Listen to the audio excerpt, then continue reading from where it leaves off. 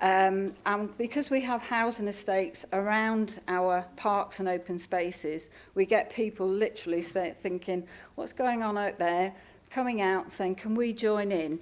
And this was one of our parks, and that's our mayor from last year, who was actually just planting a tree. That was on our launch. And it's been very, very successful.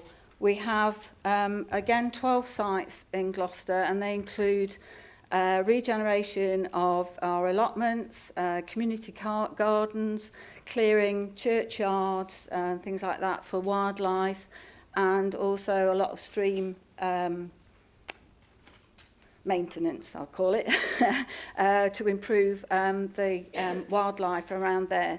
And again, it's just another opportunity to do what we do best, looking at what's already happening out there and making more of it.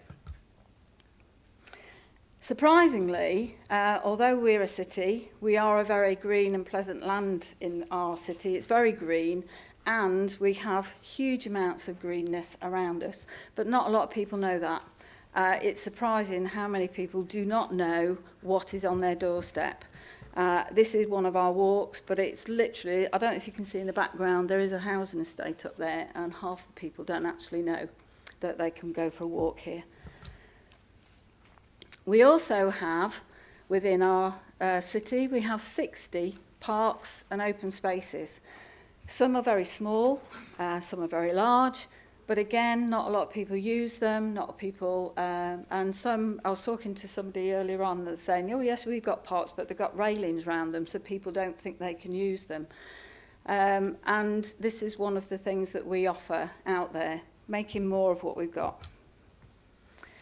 Again, unfortunately, we have a lot of schools and community facilities that are underutilised, and we work with our communities to open these up for opportunities for people.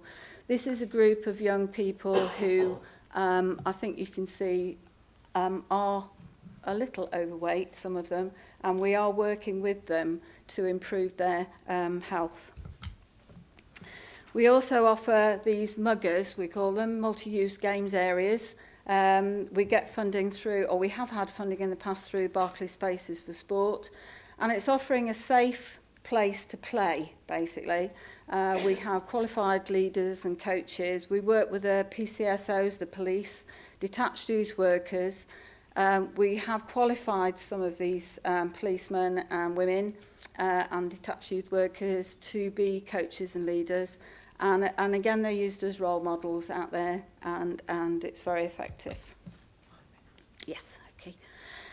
Get Fit for Success is a programme, and it's actually, I'm thinking about it, it's very similar to MEND, is that we offer this in primary schools, and it's in our deprived areas where children are registered for free school meals, and they have been signposted to us through the school nurses, and it's offering them physical activity opportunities.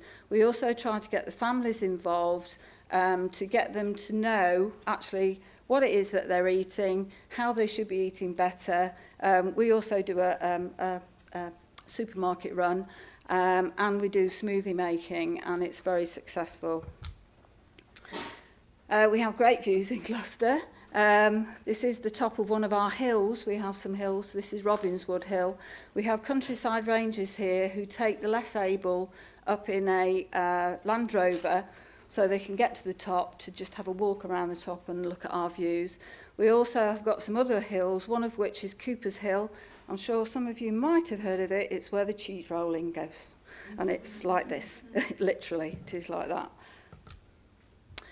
Street cheer is also something. This is an alternative to traditional PE that's being offered in schools.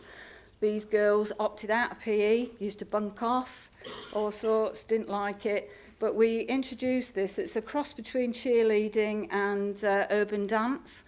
We now have 2 clubs in Gloucester with 190 members of boys and girls, ranging from 4 upwards. It's a really good alternative.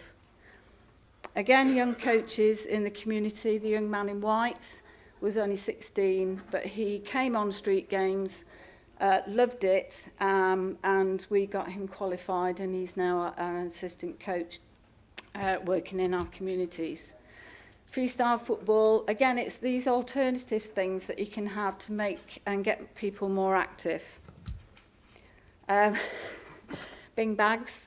The 6 districts of Gloucester work together quite a lot on our health and physical activity, and annually we have a Strolling in Gloucestershire event. This was this year, and it actually rained on that day, so these people wanted to take part, so they put their bin bags on. But it just shows the collaboration that we have within the county to get people more active. And again, we do a young volunteer programme where we try to get people who have potential of leadership.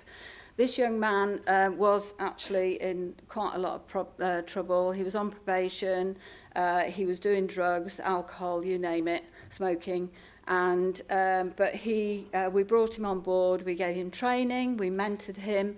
He's now finished his training and he is actually working with us on street games, so it's sort of a success for us.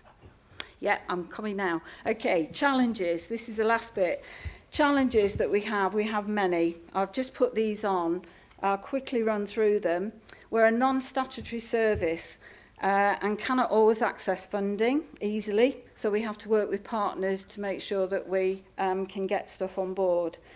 Access to commissioning. Although we managed to deliver on the health agenda and we are used as a model of good practice, it seems that we always seem to slip through the net sometimes when it comes to funding, because we are looked upon as a non-statutory service. Within our local authority, we're not seen as a priority, unfortunately, and we're not core business. So, and that will be a lot for local authorities. That's the same sort of thing.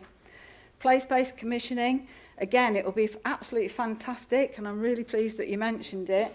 But again, sometimes we are thought of and passed over to, and things are passed over to the third sector, who some of them are commissioners themselves, so they top slice, and then it comes down the ladder, and we just don't get a look in.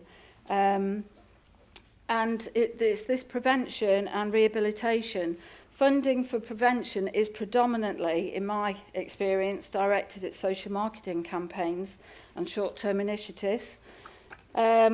And unfortunately, I think government and NH Trust don't look at what is working well in localities and support them, but are very quick at coming up with new initiatives that are hugely costly, timely, unwieldy and not sustainable, and sometimes a lot of duplication takes place.